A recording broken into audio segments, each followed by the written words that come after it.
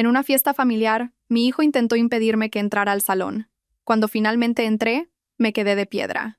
Vi a una mujer joven abrazando a mi marido con fuerza, su mano deslizándose en el bolsillo de él. Él dijo, «Oh, vamos. Llevo años haciendo esto delante de tus narices. Ni siquiera te habías dado cuenta», añadió mi hijo. «Sí, mamá. Todo el mundo lo sabe. Es como nuestra segunda madre». Salí de la habitación en silencio para coger una cosa. Cuando volví, desaté la venganza más brutal que jamás imaginaron. Mi nombre es Elena y quiero contaros una historia. Es mi historia. Durante mucho tiempo, ni siquiera podía pronunciar estas palabras en voz alta, pero creo que ha llegado el momento. Trata sobre un matrimonio de 40 años, una familia que construí desde cero y cómo todo se derrumbó de la manera más increíble. Antes de empezar mi historia, me encantaría saber desde qué ciudad nos acompañáis. Por favor, no dudéis en compartirlo en los comentarios. Jorge y yo llevábamos casados 40 años. 40 años.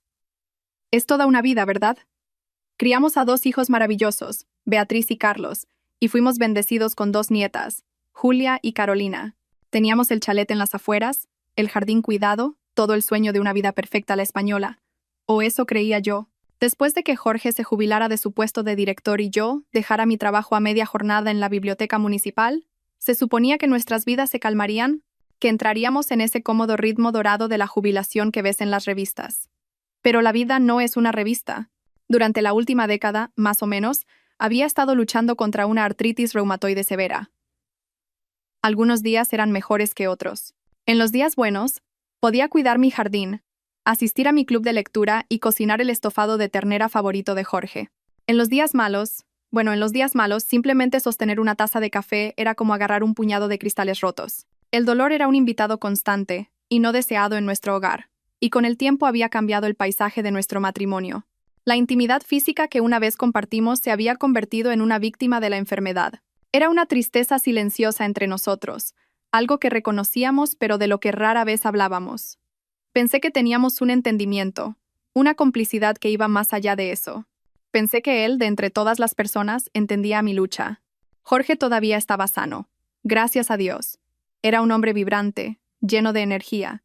Jugaba al tenis 2 veces por semana, tenía una partida de mus fija los viernes por la noche con sus amigos, y siempre estaba ocupado con algún proyecto en el garaje. Yo estaba feliz por él. De verdad, nunca quise que mi condición lo frenara. Pero últimamente, se había colado un nuevo tipo de distancia. No eran solo las aficiones por separado. Era algo en su mirada. Parecía inquieto, impaciente. Las señales eran pequeñas al principio, fáciles de ignorar. Empezó a pasar más tiempo con el móvil, inclinando la pantalla cuando yo entraba en la habitación. Sus noches de mus empezaron a terminar cada vez más tarde. A veces llegaba a casa oliendo ligeramente a un perfume que no era el mío. Cuando le preguntaba, simplemente hacía un gesto de desdén con la mano. «Ah, es solo Sandra. Ya sabes cómo abraza a todo el mundo». Y yo lo dejaba pasar. ¿Qué más podía hacer? Cuestionarlo se sentía como admitir que los cimientos de nuestro matrimonio de 40 años se estaban agrietando. Era más fácil fingir que no me daba cuenta. Un martes por la tarde, me preparaba para mi reunión semanal del club de lectura. Era mi única salida social real, una pequeña isla de normalidad en mi mar de dolor crónico. Tenía ganas de discutir la última novela con mis amigas. Justo cuando iba a coger las llaves, mi móvil vibró. Era Margarita, la anfitriona. «Elena, lo siento muchísimo», dijo, con la voz ronca. «Mi nieto ha cogido una gripe terrible. Vamos a tener que cancelar hoy». Sentí una punzada de decepción. «Oh, por supuesto, no te preocupes por nada. Espero que se mejore pronto». Colgamos y me quedé en el pasillo silencioso, el silencio de la casa vacía oprimiéndome. Jorge pensaba que estaría fuera al menos otras 3 horas. Se me ocurrió una pequeña idea. Una tarde tranquila y agradable. Quizás podría darle una sorpresa. Podría pasar por la carnicería a por unos chuletones de buey, de los buenos que tanto le gustaban, y podríamos tener una cena agradable, solo los 2. Parecía un buen plan, una forma de acortar esa creciente distancia.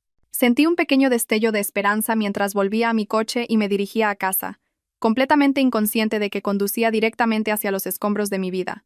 El trayecto a casa fue corto, solo unos 10 minutos. Recuerdo que el tiempo era precioso ese día. Una de esas tardes de otoño perfectas, en las que el aire es fresco, y las hojas adquieren brillantes tonos de naranja y oro. Entré en nuestro camino de entrada y noté un coche desconocido aparcado más abajo en la calle. Era un pequeño descapotable rojo y deportivo, el tipo de coche que conduciría una persona joven. No le di mucha importancia. Unos vecinos nuevos se habían mudado unas casas más abajo. Entré por la puerta principal llamando: «Jorge, cariño, he vuelto antes». Silencio. Eso fue lo primero que me pareció extraño. Normalmente, la televisión estaría encendida en el salón, sintonizada en algún canal de deportes. Pero la casa estaba en calma. El único sonido era el bajo zumbido del frigorífico. «Jorge». Llamé de nuevo, un poco más alto esta vez. Crucé el recibidor y entré en el salón, y fue entonces cuando lo vi. La escena está grabada en mi memoria como una fotografía. Jorge estaba de pie junto a la chimenea. No estaba solo. Una mujer joven estaba con él. No podía tener más de 30 años, con el pelo largo y rubio y un vestido ajustado. Estaba de espaldas a mí, pero el rostro de él se veía claramente. Tenía las manos en la cintura de ella y se inclinaba para besarla. Se quedaron helados cuando me oyeron. La mujer se giró de golpe, sus ojos muy abiertos con un destello de pánico. Jorge simplemente me miró fijamente. No había sorpresa en su rostro. Ni culpa, solo molestia, pura y absoluta molestia, como si yo fuera la que había hecho algo mal por el simple hecho de existir en mi propia casa. Mi bolso se deslizó de mis dedos y cayó al suelo con un golpe sordo. Por un momento nadie habló. El silencio era ensordecedor. Miré de Jorge a esta mujer, esta extraña en mi salón, y de vuelta a Jorge. Mi mente se esforzaba por encontrarle sentido a lo que estaba viendo. La mujer fue la primera en encontrar su voz.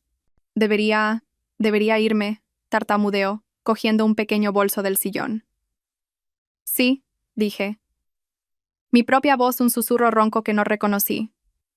Deberías. Pasó rápidamente a mi lado, sin hacer contacto visual, y forcejeó con la puerta principal antes de salir corriendo. Oí el motor de ese pequeño descapotable rojo rugir y luego desvanecerse calle abajo, y entonces solo quedamos nosotros dos. Me volví para enfrentarme a mi marido de 40 años. Mi corazón martilleaba contra mis costillas con tanta fuerza que pensé que podría romperlas. «Jorge», empecé, mi voz temblando. «¿Quién era esa?» Él suspiró, un sonido pesado y fastidiado, y se pasó una mano por el pelo. Ni siquiera me miraba. Se acercó al mueble bar y se sirvió un vaso de brandy. «Se llama Sandra», dijo, todavía de espaldas a mí. «¿Sandra?», repetí el nombre. Se sentía extraño y feo en mi boca. «¿Y qué hacía Sandra aquí, Jorge? ¿En nuestra casa?» Finalmente se giró, haciendo girar el líquido ámbar en su vaso. La expresión de su rostro era una que nunca había visto antes. Era fría, desafiante. «Vamos, Elena. No te hagas la tonta. ¿Sabes lo que estaba haciendo aquí?» La pura audacia de aquello me dejó sin aliento. «No lo sé», logré decir con la voz ahogada. «No sé nada. Llego a casa y te encuentro con otra mujer y esperas que yo... ¿qué? ¿Que lo entienda?» «Quizás deberías», espetó, su voz elevándose. «Quizás deberías intentar entender cómo es para mí. ¿Crees que esto es fácil, vivir así? Somos compañeros de piso, Elena. Hace años que no somos marido y mujer». Cada palabra era un golpe físico. Estaba usando mi enfermedad, el dolor que soportaba cada día, como una excusa, como una justificación para traicionarme, para traer a otra mujer al santuario de nuestro hogar, el hogar en el que había invertido mi vida. «¿Así que esta es la solución?», grité, las lágrimas ahora corriendo por mi cara. «En lugar de hablar conmigo, en lugar de ser mi compañero, sales y la encuentras a ella». «Ella me hace sentir vivo», Elena gritó. «Es divertida. No está cansada todo el tiempo. No se queja de sus dolores y molestias. La crueldad de aquello era sobrecogedora. Sentí un repentino arrebato de ira que quemó las lágrimas. «Fuera», susurré. «¿Qué?», dijo él. «Fuera», repetí, mi voz ahora peligrosamente tranquila. «No te quiero en esta casa esta noche. Vete a casa de un amigo. Vete con Sandra. No me importa. Pero sal de mi vista». Me miró fijamente durante un largo momento, con la mandíbula apretada. Creo que esperaba que me derrumbara, que suplicara. No esperaba esto. Sin otra palabra, golpeó su vaso contra la barra, cogió las llaves del cuenco junto a la puerta y se fue, cerrándola de un portazo detrás de él. Y me quedé sola en las ruinas de mi matrimonio de 40 años. Me hundí en el sofá, el silencio de la casa gritando en mis oídos, y finalmente me permití romperme. Pasé esa noche aturdida. No dormí. Simplemente deambulé de una habitación a otra, tocando los muebles, las fotografías en las paredes, recuerdos de una vida que de repente no estaba segura de que hubiera sido real. A la mañana siguiente, Jorge regresó. No se disculpó. Actuó como si nada hubiera pasado, preparándose su café matutino, leyendo el periódico. El silencio era un arma, y él la empuñaba con una precisión experta. Esto continuó durante 2 semanas. 2 semanas viviendo con un fantasma en mi propia casa. Apenas hablábamos. Sentía que me estaba volviendo loca. Pensé en llamar a los niños, a Beatriz y Carlos, pero ¿qué les diría? Vuestro padre me está engañando. Las palabras se sentían demasiado vergonzosas para pronunciarlas. Estaba paralizada. Entonces llegó la noche de San Juan. Siempre había sido una gran fiesta familiar para nosotros. Una gran barbacoa en el jardín, con todos los hijos y nietos, terminando con los fuegos artificiales del pueblo en la playa. Ese año la idea me llenaba de pavor, pero Jorge insistió. Tenemos que mantener las apariencias, Elena, había dicho la única vez que había abordado la situación directamente. La familia empezó a llegar sobre el mediodía. Beatriz y su marido Francisco con mis nietas Julia y Carolina, luego Carlos y su mujer Inés. Puse buena cara, forzando una sonrisa, abrazando a mis nietas. Pero podía sentir una extraña tensión en el aire. Todos parecían andar de puntillas a mi alrededor. Después de comer, mientras yo recogía la mesa, Beatriz se me acercó y me puso una mano en el brazo. «Mamá», dijo, con voz seria. «Tenemos que hablar todos nosotros, en el salón». Un nudo frío de miedo se formó en mi estómago. La seguí al salón, donde todos estaban reunidos. Jorge estaba sentado en su sillón favorito, con aspecto sombrío. Los niños estaban dispuestos en los sofás. Parecía preparado. Parecía una emboscada. Me senté, con las manos temblando en mi regazo. Beatriz respiró hondo. «Mamá», empezó, eligiendo sus palabras con cuidado. «Papá nos ha contado lo que está pasando». La miré, atónita, en silencio. Se lo había contado. Él había enmarcado la narrativa, contado su versión de la historia antes de que yo tuviera la oportunidad de hablar. «Nos habló de Sandra», continuó. «Y de tus problemas. El hecho de que vosotros dos, bueno, que ya no puedes ser una esposa para él de esa manera». La habitación empezó a dar vueltas. Mis problemas. Llamaban a mi dolor crónico y debilitante. Mis problemas. Miré a Jorge, pero no me devolvió la mirada. Miré a mi hijo, Carlos. Estaba mirando al suelo. Entonces, ¿qué es esto? Logré decir, ¿una intervención? ¿Estáis todos aquí para decirme que no estoy haciendo lo suficiente por vuestro padre? No, mamá. Por supuesto que no, dijo Beatriz rápidamente, aunque su tono era condescendiente. Solo decimos que tienes que ser realista. Papá tiene necesidades, y si tú no puedes satisfacerlas, ¿no es mejor que encuentre una forma discreta de ocuparse de ellas en lugar de, ya sabes, divorciarse y destruir la familia? No podía creer lo que estaba oyendo. Miré alrededor de la habitación buscando un aliado, una sola persona que viera la locura de todo esto. ¿Así que estáis todos de acuerdo con esto? ¿Creéis que está bien que vuestro padre tenga una aventura? Beatriz suspiró. No decimos que esté bien, mamá. Solo decimos que es una solución práctica. No tiene por qué afectar a nadie. Él consigue lo que necesita y la familia permanece unida. Es mejor para todos. Me volví hacia mi hijo. Carlos, ¿estás de acuerdo con esto? Finalmente levantó la vista, su rostro inexpresivo. Ayuda a papá, mamá, dijo en voz baja. Ha estado muy infeliz. Miré a mi nuera, Inés. Parecía profundamente incómoda. Mientras sea discreto, murmuró, retorciéndose las manos. Mi última esperanza eran mis nietas. Julia y Carolina, mis niñas queridas. Eran adolescentes, parte de una generación diferente. Quizás ellas lo verían. ¿Y vosotras, chicas? Pregunté, mi voz suplicante. Julia, la mayor, intercambió una mirada con su madre, quien le dio un ligero asentimiento. Bueno, abuela, dijo con vacilación. Muchos de los padres de nuestros amigos tienen relaciones abiertas. Dicen que no es para tanto. Es solo sexo, ¿verdad? Es solo sexo. Las palabras resonaron en la habitación silenciosa. Mi propia familia, mis hijos y nietos, estaban sentados aquí en mi casa, diciéndome que aceptara la infidelidad de mi marido como una cuestión de practicidad. Se habían puesto completamente de su lado. Habían elegido sus deseos por encima de mi dignidad.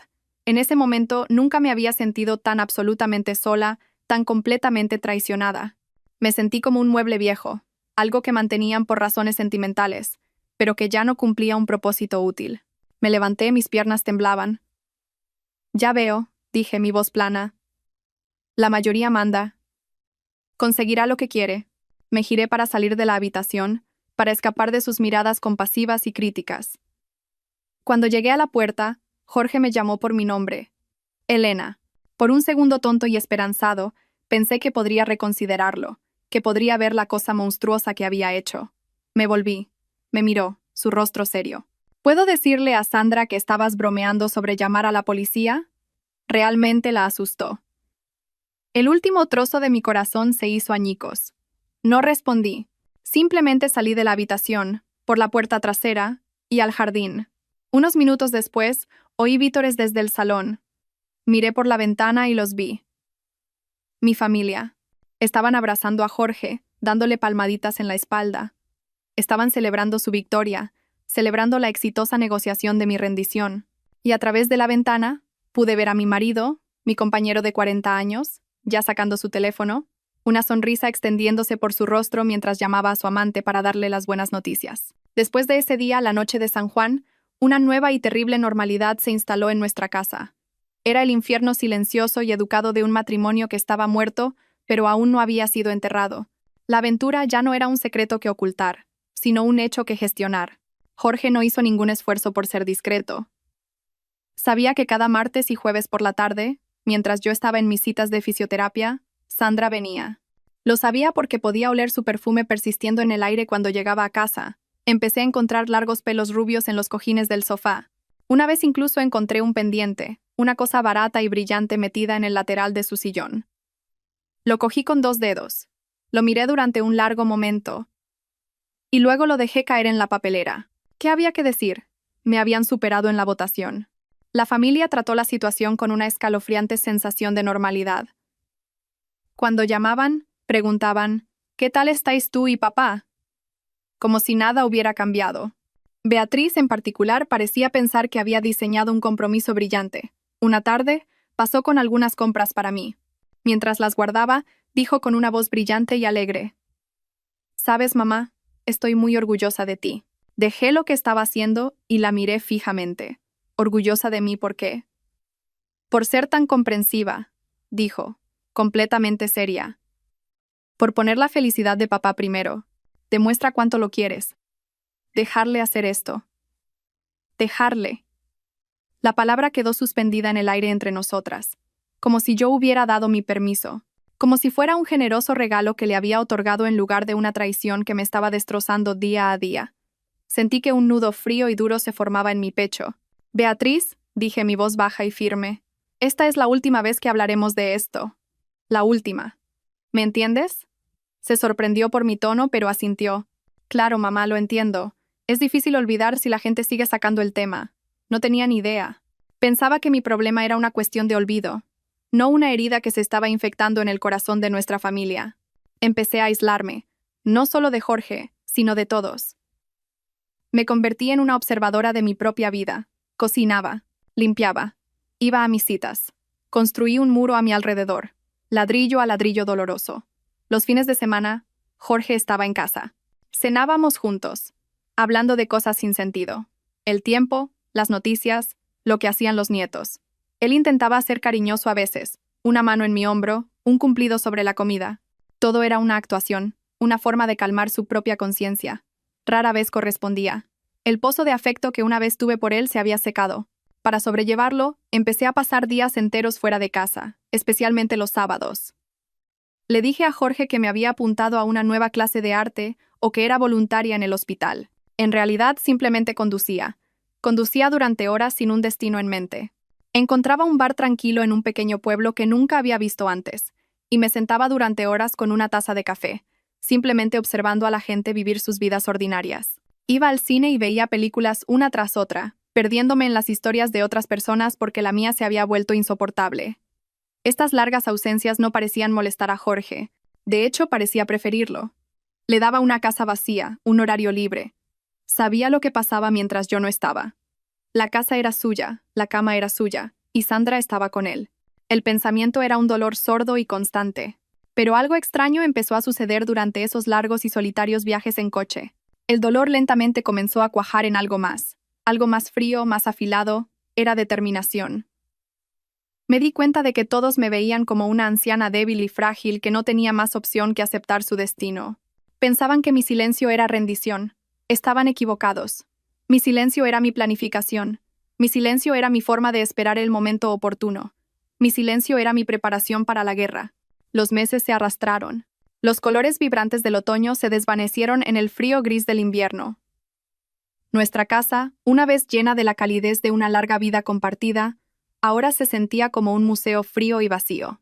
Jorge y yo éramos educados extraños, coexistiendo en un espacio que ya no se sentía como un hogar. Él continuó su arreglo con Sandra y yo continué mis escapadas de fin de semana fortificando los muros alrededor de mi corazón. Entonces llegó la Nochebuena.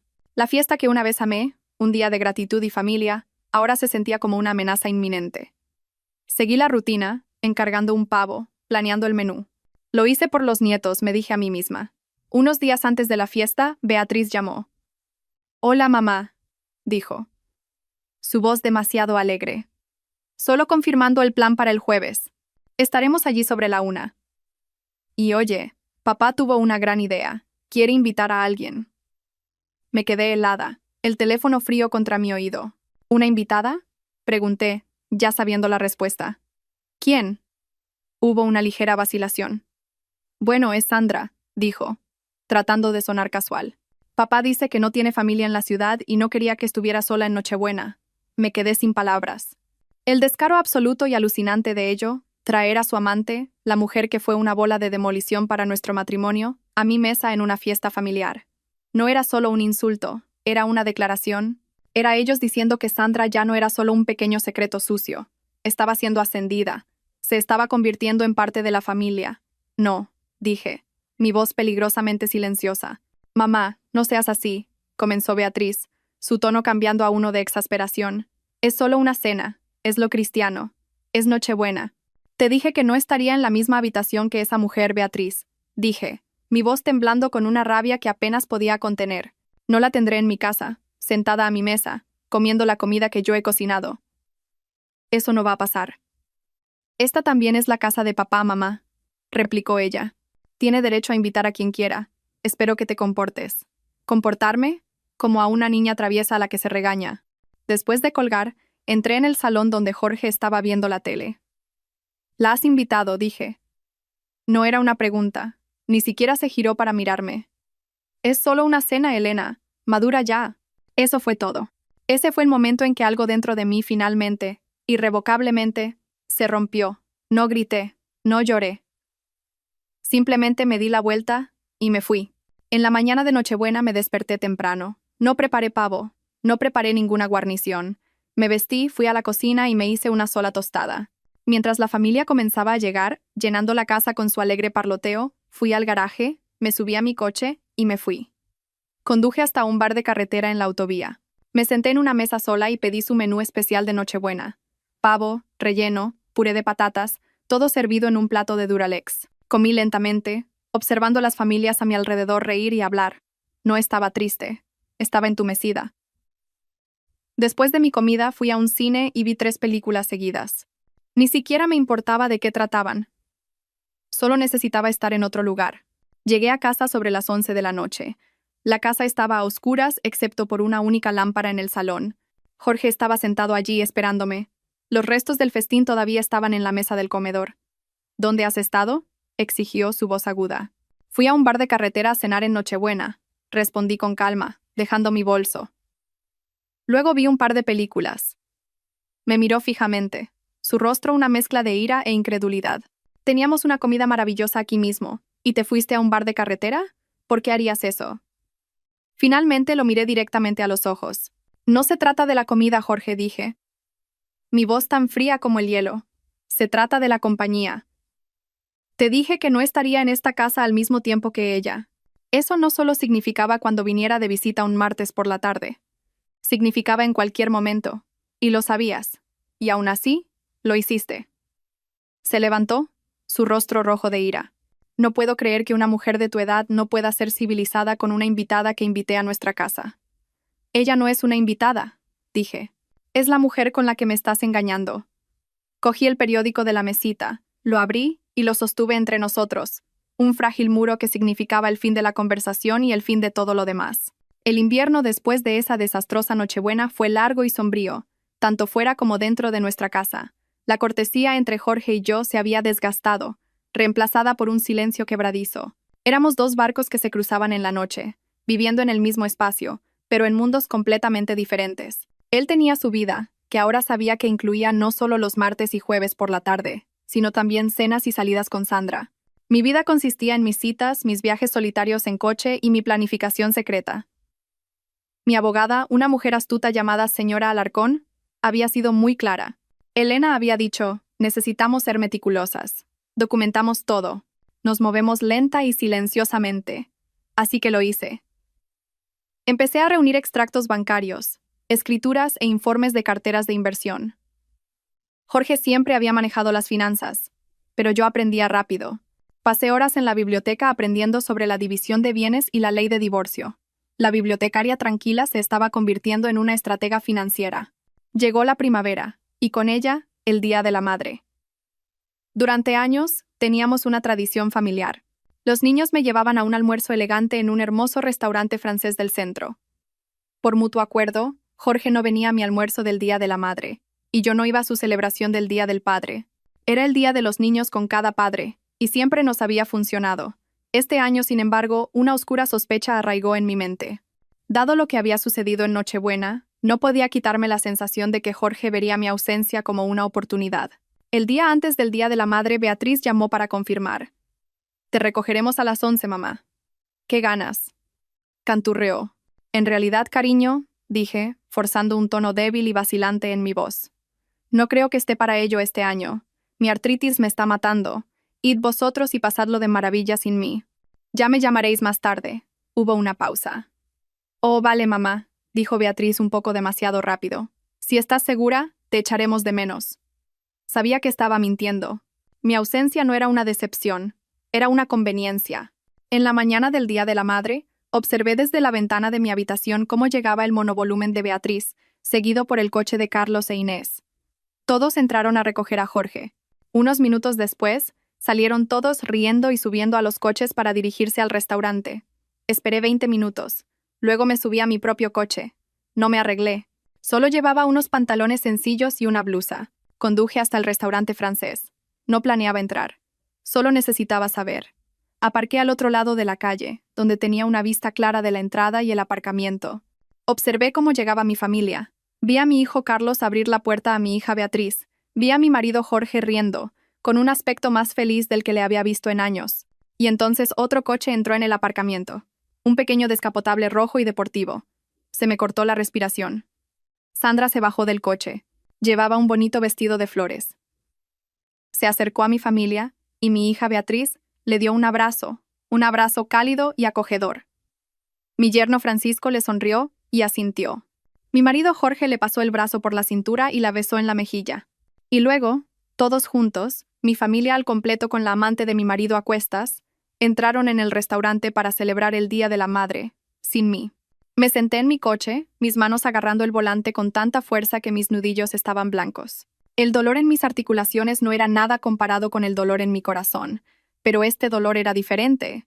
No era el dolor desgarrador que sentí cuando descubrí la aventura por primera vez. No era la desesperación humillada que sentí durante la intervención familiar.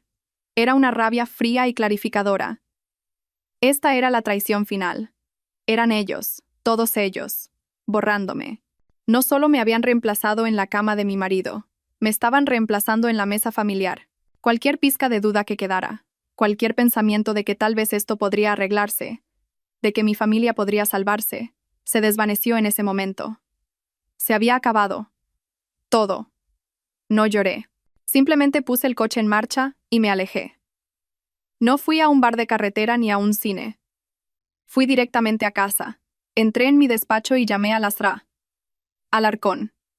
«Es la hora», dije cuando respondió. Seguimos adelante con el plan final. El año que siguió a ese Día de la Madre fue el más extraño de mi vida. En la superficie era la imagen de la resignación tranquila. Me volví aún más complaciente, más dócil. Dejé mis viajes de fin de semana en coche. Empecé a preguntarle a Jorge por su día, fingiendo interés en sus partidos de tenis y sus partidas de mus. Interpreté el papel de la esposa abnegada, aunque distante. Todos se lo creyeron. Vieron mi cambio de comportamiento como una aceptación final, la última etapa de mi rendición. Mi hija Beatriz incluso lo comentó durante una llamada telefónica. «Qué bien oírte sonar como la de antes, mamá», había dicho. No tenían ni idea de que mi antiguo yo se había ido para siempre, reemplazado por una mujer que no conocían en absoluto. Mi sumisión era una cortina de humo. Detrás de ella trabajaba con una furia metódica y silenciosa. Mi vida se convirtió en una serie de citas secretas y operaciones encubiertas. Cada 2 semanas, le decía a Jorge que iba a una nueva clase de aquagym para mi artritis. En cambio, conducía hasta el despacho de la SRA. Alarcón en el centro. Pasamos horas revisando 40 años de registros financieros. Jorge había sido listo. Muchos de nuestros activos más valiosos, nuestras carteras de inversión y fondos de pensiones, estaban estructurados de una manera que le daba a él el control principal. «Cuenta con que no sepas cómo tocar esto», dijo la SRA. Alarcón, golpeando un grueso expediente. «Te estás subestimando. Usaremos eso». Comenzamos el minucioso proceso de desenredar nuestras vidas financieras. Siguiendo el consejo de la SRA, Alarcón, abrí una nueva cuenta bancaria a mi nombre en un banco diferente. Empezamos a redactar la documentación legal para liquidar ciertos activos conjuntos, documentos que requerirían la firma de Jorge. Los deslizaba en una pila de facturas domésticas ordinarias y papeles de la declaración de la renta. «Solo unos papeles de rutina de nuestro asesor financiero, cariño», decía casualmente. Él garabateaba su firma sin una segunda mirada, demasiado absorto en el partido de fútbol de la tele para preocuparse. Cada firma era una pequeña victoria, otro ladrillo en los cimientos de mi nueva vida. Durante este tiempo también hice algo por mí misma. Retomé el contacto con un viejo amigo. Se llamaba Arturo. Habíamos trabajado juntos años atrás, antes de que me jubilara de la biblioteca. Él era el director de la biblioteca, un hombre amable y gentil con un ingenio rápido y un profundo amor por la literatura. Su esposa había fallecido de cáncer unos años antes, y sabía que se había sentido solo. Encontré su número y lo llamé por un impulso al principio, solo para escuchar una voz amiga. Empezamos a quedar para tomar café. Era inocente. Hablábamos de libros, de nuestros antiguos compañeros, de nuestros hijos. Por primera vez en años me sentí vista. No era una esposa enferma o un problema que gestionar. Era solo Elena. Arturo escuchaba. Cuando finalmente encontré el valor para contarle lo que estaba sucediendo en mi matrimonio, no ofreció tópicos ni juicios. Simplemente escuchó, sus ojos llenos de una profunda y compasiva tristeza. Me tomó la mano sobre la mesa, su tacto gentil, y dijo: «Te mereces mucho más». Nuestra amistad se profundizó. Se convirtió en mi confidente, mi única fuente de cordura en un mundo que se había vuelto loco. Era el único que sabía de mi plan. No lo cuestionó. Lo apoyó. Vio mi fuerza cuando todos los demás solo veían mi debilidad. A medida que pasaban los meses, mi plan tomó su forma final. Tenía una nueva cuenta bancaria con una suma sustancial de dinero. Tenía una abogada lista para presentar los papeles del divorcio en cualquier momento. Y tenía un amigo en Arturo que me ofrecía no un romance, sino algo mucho más valioso. Una visión de un futuro en el que no estaría sola. Un futuro en el que sería respetada. Marqué la fecha en mi calendario, la noche de San Juan. Exactamente un año desde que mi familia me había sentado y me había sentenciado a una vida de humillación. Este año no sería su día de celebración, sería mi día de la independencia. La mañana de la noche de San Juan amaneció brillante y clara. El aire ya estaba denso con el olor a hierba cortada y el estallido lejano de los primeros petardos. Nuestro jardín se llenó lentamente con el mismo elenco de personajes que el año anterior. Beatriz y Francisco, Carlos e Inés, los nietos. La parrilla estaba encendida, hamburguesas y chorizos chisporroteando. La conversación era ligera, llena de risas. Era una imagen perfecta de una feliz familia española. Una mentira perfecta. Interpreté mi papel a la perfección. Me mezclé. Sonreí. Elogié la ensaladilla rusa de Beatriz. Pero este año me aseguré de exagerar. Gemía cada vez que me levantaba. Me frotaba las manos como si estuvieran en agonía. Dejaba escapar un pequeño suspiro de agotamiento de vez en cuando. Estaba plantando las semillas para mi actuación final. Al anochecer, mientras todos empezaban a preparar neveras y a coger sillas de playa para ir a ver los fuegos artificiales, encontré a Jorge en la cocina. «Cariño», dije, poniendo una mano en su brazo, mi voz cargada de un cansancio fabricado. «No creo que pueda ir a los fuegos este año. Las articulaciones me están matando.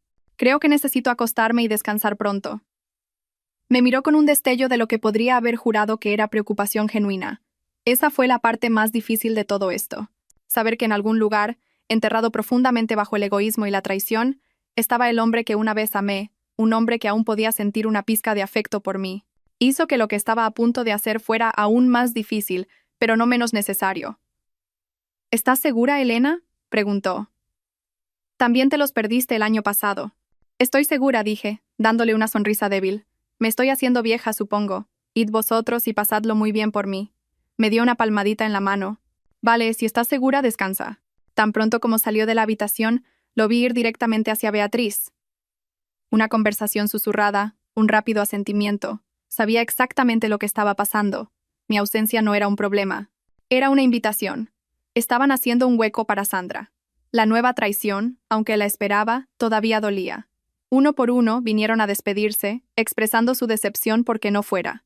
Abracé a mis nietas, Julia y Carolina, un poco más de lo habitual. «Sed buenas, mis niñas queridas», susurré, con el corazón dolorido. Esta era la única pérdida verdadera, el único daño colateral de mi guerra que sabía que dejaría una cicatriz permanente. Me quedé en la puerta principal y saludé con la mano mientras se amontonaban en el monovolumen de Beatriz, sus risas flotando hacia mí en la cálida brisa de la tarde. Ni siquiera miraron hacia atrás. En el momento en que las luces traseras desaparecieron por la esquina, me moví. No había tiempo para dudar. Mi equipaje, una única maleta, ya estaba hecho y escondido en el fondo de mi armario. Recorrí la casa por última vez. No me sentía triste. No sentía nada más que una calma tranquila y resuelta.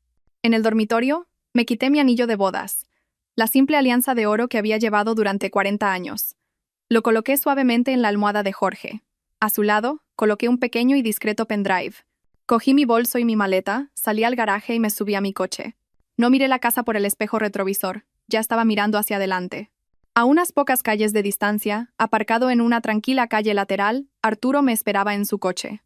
Me detuve detrás de él, salí y metí mi maleta en su maletero. Dejé mi propio coche allí, aparcado legalmente en la calle. Ya lo encontrarían. Me deslicé en el asiento del copiloto de su coche, y él se inclinó y tomó mi mano. ¿Lista?, preguntó su voz suave. Estoy lista, dije. Y juntos condujimos hacia el aeropuerto, hacia el resto de mi vida, mientras las primeras explosiones de los fuegos artificiales comenzaban a iluminar el cielo nocturno detrás de nosotros. La familia regresó a casa tarde, sobre las 10:30. Imagino que estarían eufóricos por los fuegos artificiales, todavía vibrando por la alegría festiva. Jorge probablemente abrió la puerta, esperando encontrar la casa a oscuras y a mí dormida en la cama. Fue Carlos quien lo descubrió.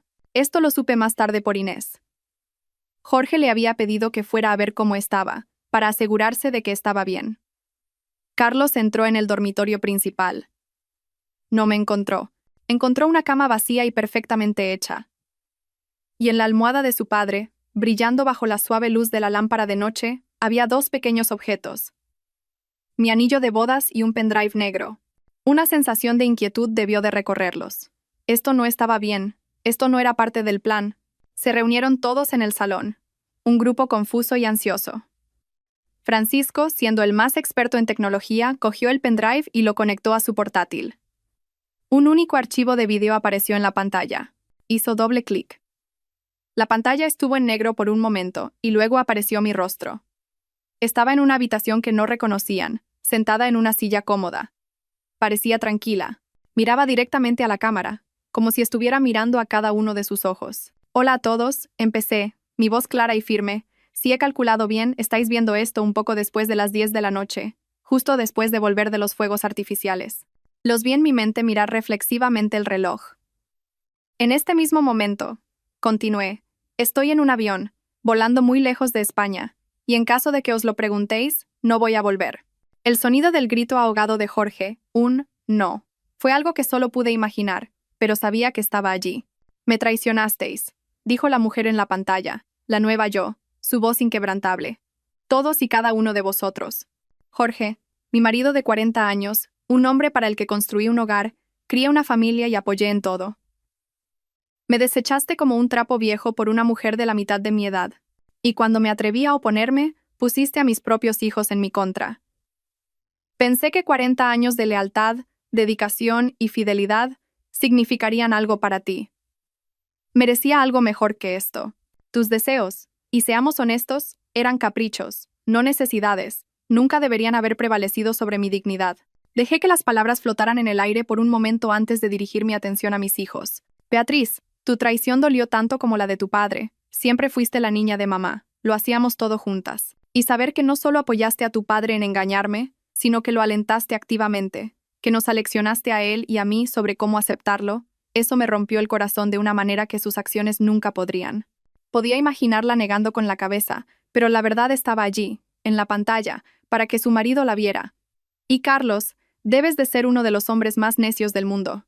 ¿Te diste cuenta de que al apoyar esto, le diste permiso a tu mujer, Inés, para hacerte lo mismo? Le dijiste con tus acciones que si alguna vez siente que sus necesidades no se satisfacen, tiene luz verde para buscar satisfacción en otro lugar. ¿Qué se siente, hijo? Vi a Francisco mirando a Beatriz, una nueva y terrible sospecha naciendo en sus ojos. Vi a Inés mirando a Carlos, su rostro pálido. No solo me estaba yendo. Estaba plantando semillas de duda que crecerían en el suelo envenenado de su traición. La familia que tanto lucharon por mantener unida ya comenzaba a desmoronarse. El video continuó. Mi yo en pantalla haciendo una pausa para que el peso de mis palabras calara. La atmósfera en ese salón debía de ser densa, llena de conmoción y un horror incipiente. Pero no había terminado. Los golpes emocionales eran solo el preludio del evento principal. No podía permanecer en un matrimonio donde se me faltaba al respeto semanalmente, dije, mi voz volviéndose más fría, más profesional. Y ciertamente no me iba a quedar cuando descubrí que sucedía varias veces a la semana. Oh, sí, Jorge. No fuiste tan discreto como pensabas. Invitarla al Día de la Madre. Eso fue de un mal gusto especial. También debería mencionar la situación financiera en la que os he dejado.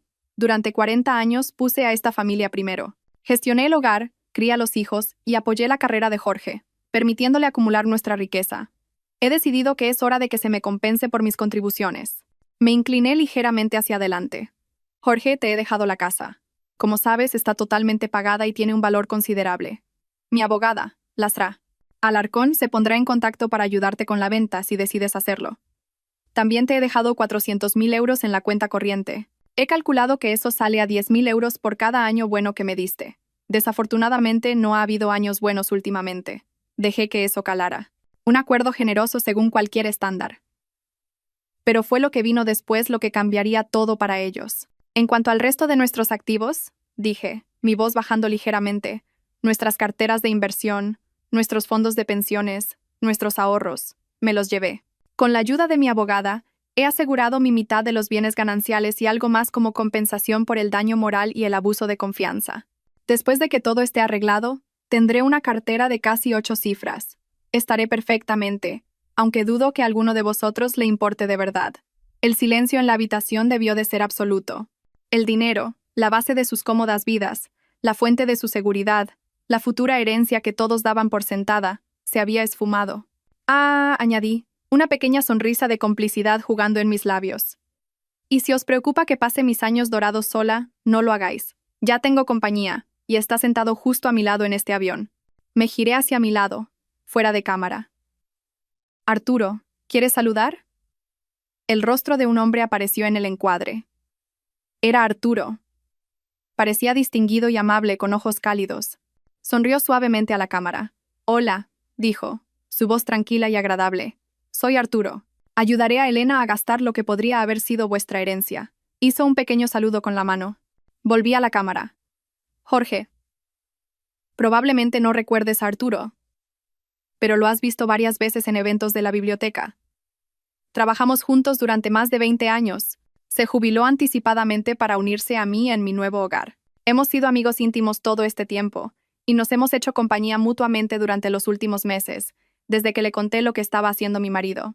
Y la mejor parte, las necesidades de Arturo son simples. Solo afecto, respeto y buena conversación. Estoy deseando que llegue. Miré directamente a la cámara por última vez, mi mirada sosteniendo la de Jorge a través de la pantalla. Te quise, Jorge. Te quise desde el día que nos conocimos. Ansiaba envejecer contigo. Estoy tan decepcionada de que tus deseos físicos arruinaran eso para nosotros, para mí. Por tu bien, espero que valiera la pena. Adiós. Y la pantalla se quedó en negro. Ese fue el momento. El momento en que la pantalla se quedó en negro, y supe que en ese salón, a kilómetros de distancia, mi antigua vida había terminado oficialmente. Mi nueva vida, sentada en ese avión junto a un buen hombre, acababa de empezar. Si todavía estáis escuchando, por favor, ayudadme dándole a me gusta a este vídeo y comentando con el número 1 aquí abajo.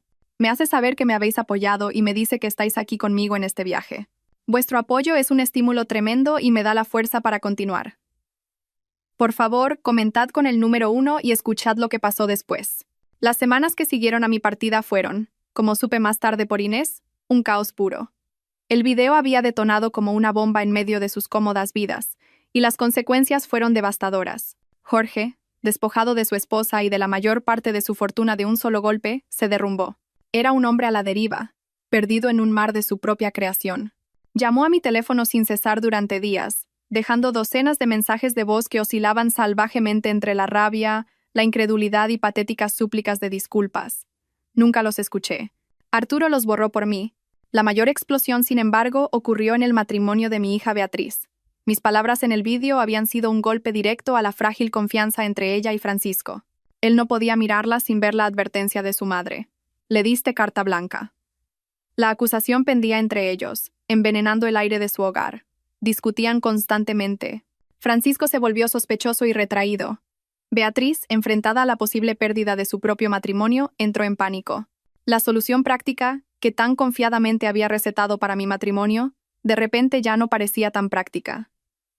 Carlos e Inés estaban más tranquilos, pero el daño también estaba allí. Inés, que siempre había sido la más reacia del grupo, se distanció de la familia. Estaba embarazada de su primer hijo, mi primer nieto, y no quería formar parte de esa toxicidad.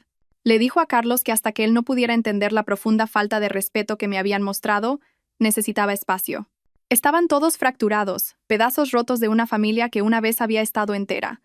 Habían sacrificado mi dignidad en el altar de los deseos de Jorge, y ahora estaban pagando el precio.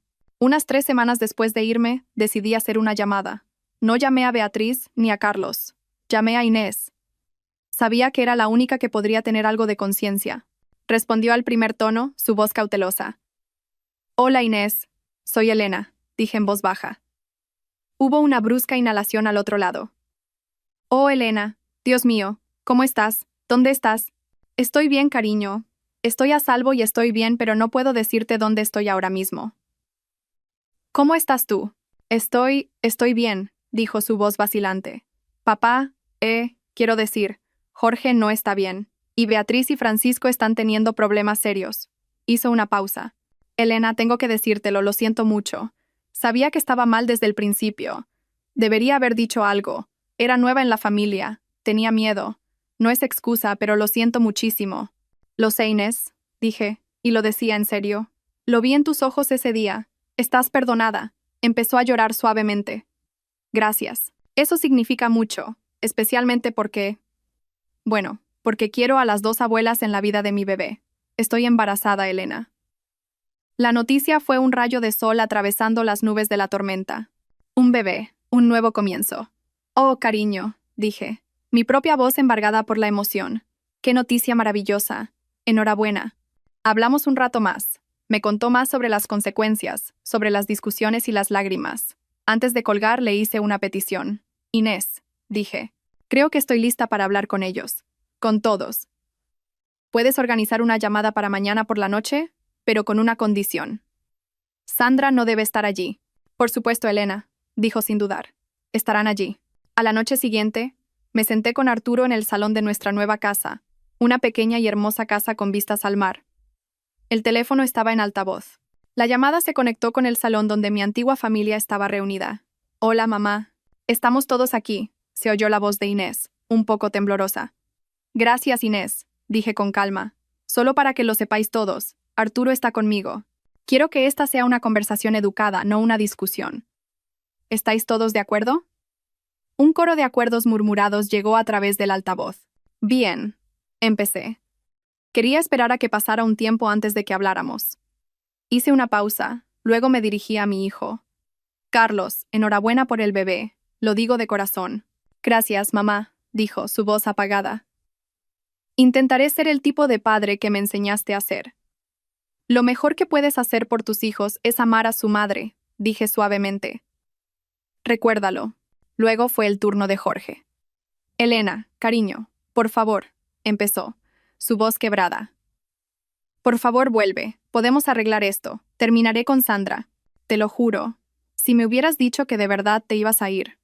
Te lo dije, Jorge, interrumpí, mi voz firme pero no cruel. Te dije que no aceptaría esto. Pero no escuchaste. Elegiste tu aventura por encima de nuestro matrimonio. La invitaste a nuestra familia. No hay arreglo para esto. Desde el momento en que la elegiste a ella por encima de mí, nuestro matrimonio se acabó. Lo siento mucho, pero está hecho. Podía oírlo empezar a sollozar, un sonido roto e impotente. ¿Y tu compromiso conmigo? Logró decir. Tú hiciste ese compromiso primero. Sí, lo hice, respondí. Y todavía lo estaría honrando si tú no hubieras roto el tuyo. Cuando lo hiciste, me liberaste de mi compromiso. Y me diste la oportunidad de hacer uno nuevo, que he hecho con Arturo. No hay vuelta atrás. Un pesado silencio cayó, roto solo por el llanto de Jorge. Entonces Beatriz habló, su voz fría de ira. ¡Qué bonito, mamá! ¿Has llamado solo para hacerle más daño a papá? Todo porque tu ego no podía soportar que otra mujer le hiciera sentir bien. ¿De verdad lo ves así, Beatriz? Pregunté con calma. Déjame hacerle una pregunta a tu marido. Francisco, ¿qué tal tu ego? ¿Está preparado para aceptar que otro hombre haga sentir a tu mujer mejor que tú? Silencio. La pregunta quedó suspendida en el aire como una guillotina. Finalmente, la voz de Francisco, tensa y forzada, llegó a través del altavoz. Para que conste, Elena. Después de todo esto, Beatriz y yo hemos estado teniendo problemas muy serios. Lo entiendo, respondí, pero dejadme deciros esto a los dos. Luchad por vuestro matrimonio. Os queréis, pero habéis empezado a darlo por sentado. Que esto sea una llamada de atención, no el final. Recordad, sois un equipo. Nunca quise que esto pasara, mamá, susurró Beatriz, su ira desaparecida, reemplazada por la voz aterrorizada de una niña pequeña. Tengo miedo. Lo sé, dije suavemente, pero podéis arreglarlo. Dedica el tiempo que usabas en gestionar mi matrimonio a gestionar el tuyo. Eres su compañera, Beatriz, no su jefa. Sé honesta con él. Es todo lo que puedes hacer. Hubo otro largo silencio. La llamada había llegado a su fin. Las cosas que necesitaban ser dichas se habían dicho. Es demasiado tarde para nosotros, cariño, dije, mi voz suave. Una despedida final a mi hija. Pero no es demasiado tarde para vosotros. Dejé que Arturo desconectara la llamada. Me recliné en mi silla y miré por la gran ventana hacia el océano, las olas yendo y viniendo, constantes y eternas. El sol se estaba poniendo, pintando el cielo en tonos de naranja y rosa. Era hermoso, un capítulo de mi vida, uno largo y doloroso. Finalmente había terminado de verdad. Y por primera vez en mucho, mucho tiempo, sentí algo que pensé que había perdido para siempre. Sentí paz. Gracias. Gracias por escuchar mi historia. No fue fácil contarla, pero era importante. Si alguna vez habéis pasado por algo similar, o si mi viaje os ha conmovido de alguna manera, por favor, compartid vuestros pensamientos en los comentarios de abajo. Leer vuestras historias y saber que no estoy sola significa mucho para mí. Por favor, cuidaos y sabed que no importa lo oscuro que se ponga, siempre hay un nuevo amanecer esperando. Adiós por ahora.